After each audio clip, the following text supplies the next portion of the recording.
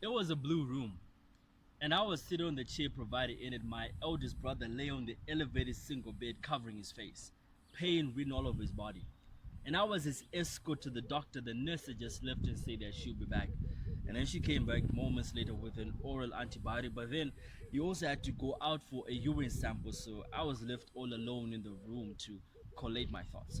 So my heart started writing. So I took my phone out and I started typing the first words of this piece, if you still remember them. You see, I don't blame you if you've already forgotten them, for I also do not even remember the name of the painful drug that was administered to him. But that's exactly the point. How easily we forget.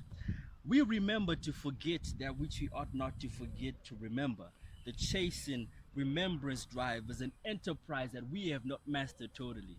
Our thoughts as vehicles move on the same roads of life daily, yet we forget to imprint their names.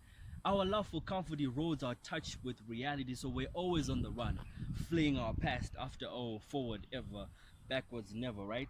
Behind we close doors, so that behind closed doors remains nothing, not even skeletons, for darkness is nocturnal. We plant bad seeds along the way, and when the harvest comes, we expect a good crop. Too bad.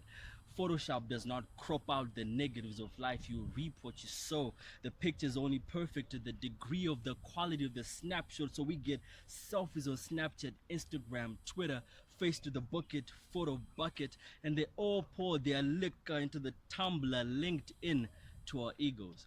So we're social drinkers, and we're proud of it.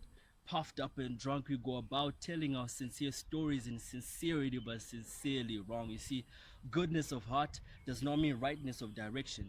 In my way may not be a way, but we should help each other stay on the real way that's straight and the narrow, for we easily forget that Alzheimer's disease is an enemy of ours, that guns do not kill people, but people kill people, that black and white does not exist, only humans, that superheroes are fiction, so we build up affinities on affection that can never be satisfied. We easily forget that the air we breathe is borrowed, that in actual sense we do not own anything except that which we found and will leave you and mother earth. We easily forget that our hearts will stop beating one day, and that today, right now, is the youngest you'll ever be, and yet the oldest you've ever been. But perhaps our greatest tragedy is that we easily forget that everyone is a politician, politicking politics of everyday existence, maneuvering defined and undefined systems of hard to define motives, the politics of motives.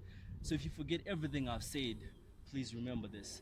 Before you check my motives, check yours first in the true light. Don't you forget that.